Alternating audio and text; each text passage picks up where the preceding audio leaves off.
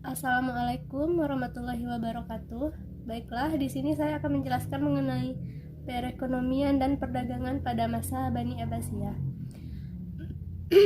Zaman Abbasiyah ini selain terkenal dengan kemajuan peradabannya, juga merupakan periode di mana kepala pemerintahan mulai bergelimang kemewahan.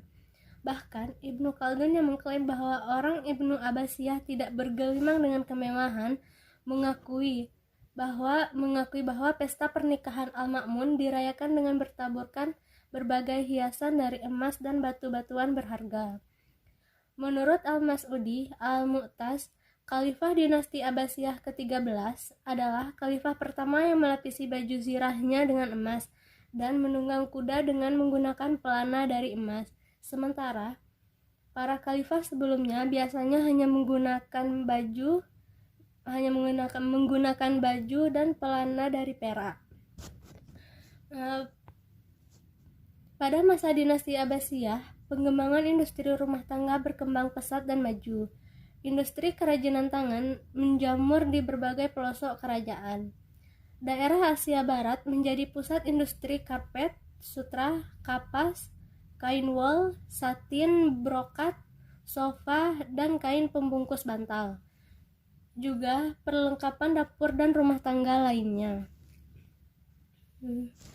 Sejak masa Khalifah kedua Abbasiyah, Al-Mansur, sumber Arab paling awal yang menyinggung tentang hubungan maritim Arab dan Persia dengan India dan Cina berasal dari laporan perjalanan Sulaiman At-Tajir dan para pedagang muslim lainnya pada abad ke-3 Hijriah. Peran penting ekonomi sangat disadari oleh para khalifah dinasti Abbasiyah dalam menentukan maju mundurnya suatu negara.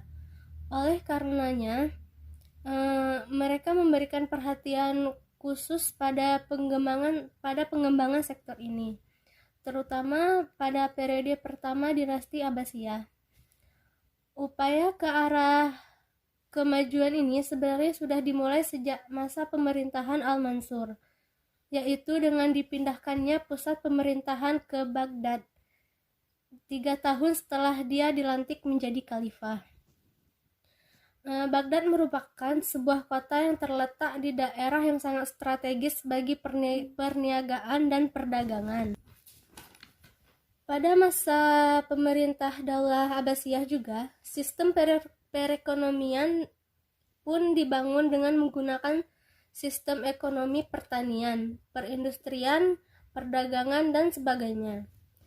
Yang pertama, perkembangan perdagangan dan industri.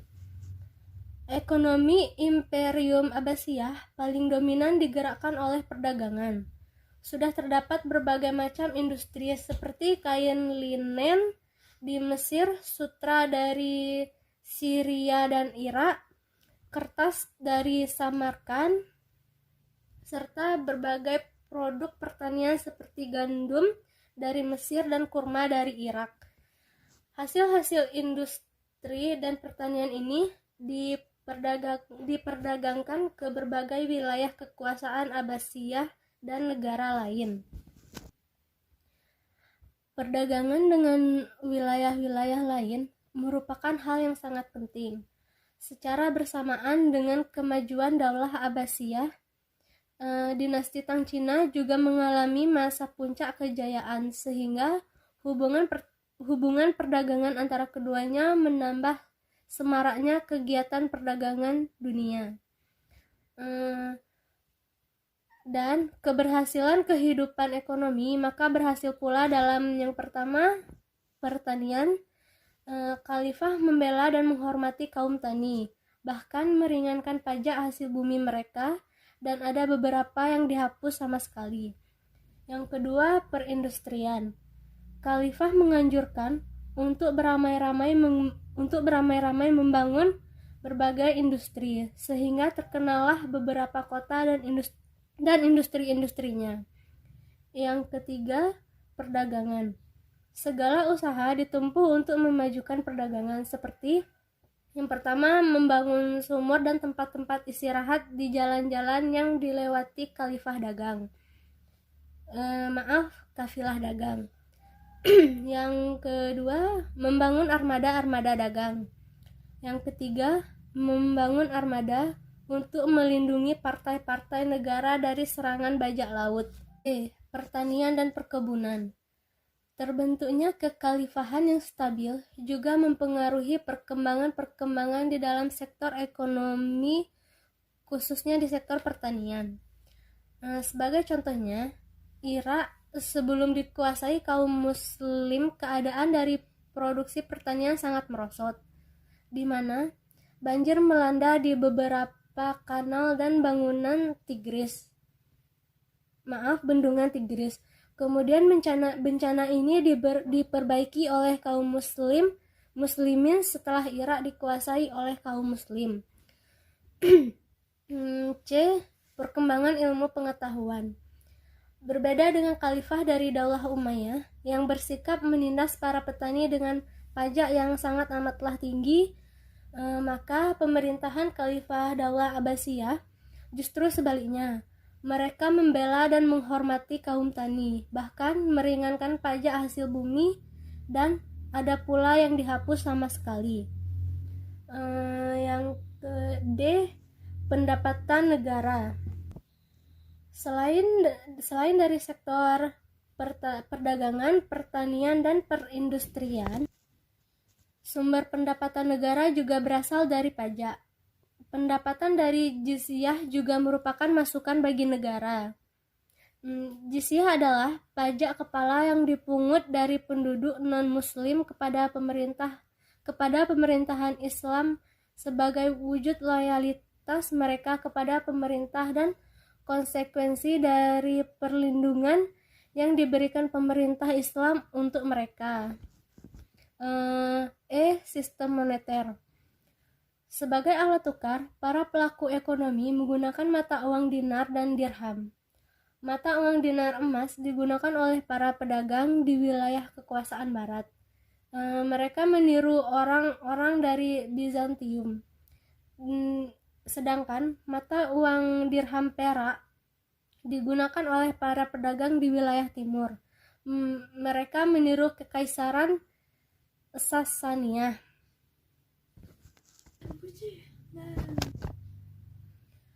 Pada masa Daulah Abbasiyah, sistem pemungutan al-kharaj dilakukan dengan 3 cara, yaitu pertama, al-muhasabah atau penaksiran luas areal tanah dan jumlah pajak yang harus dibayar dalam bentuk uang. Yang kedua, al-muqassam atau penetapan jumlah tertentu dari hasil yang diperoleh. Yang ketiga, al-muqatta'ah atau penetapan pajak hasil bumi terhadap para jutawan berdasarkan persetujuan antara pemerintah dengan yang bersangkutan. F. Perbankan. Penggunaan mata uang ini secara ekstensif mendorong tumbuhnya perbankan. Hal ini disebabkan para pelaku ekonomi yang melakukan perjalanan jauh sangat berisiko jika membawa kepingan-kepingan tunai uang. Sehingga bagi para pedagang yang melakukan perjalanan, digunakanlah sistem yang dalam perbankan modern disebut cek, yang waktu itu dinamakan syak. C. Tradisi dan praktek ekonomi Daulah Abbasiyah.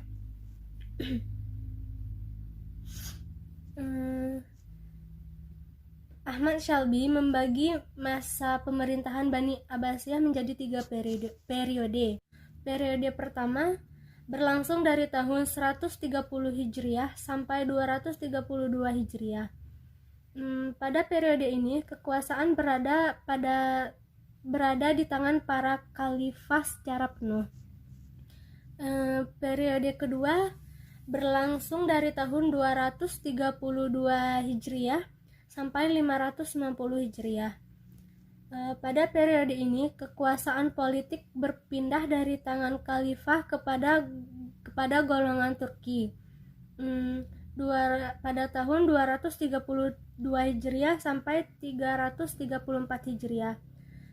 Dan dan Bani Salju pada tahun 447 Hijriah sampai 560 Hijriah. Periode ketiga berlangsung dari tahun 590 Hijriah sampai 656 Hijriah. Pada periode ini kekuasaan kembali di tangan khalifah, tetapi hanya di Baghdad dan sekitarnya. Di antara periode pemerintahannya tersebut, dinasti Abbasiyah mencapai masa keemasan pada periode pertama. Dari gambaran di atas terlihat bahwa dinasti Bani Abbasiyah pada periode pertama lebih menekankan pembinaan peradaban dan kebudayaan Islam, termasuk kehidupan perekonomian daripada perluasan wilayah. Setelah melewati periode ini, Daulah Abbasiyah mengalami kemunduran dan akhirnya dihancurkan oleh bangsa Mongol pada tahun 1258 Hijriah.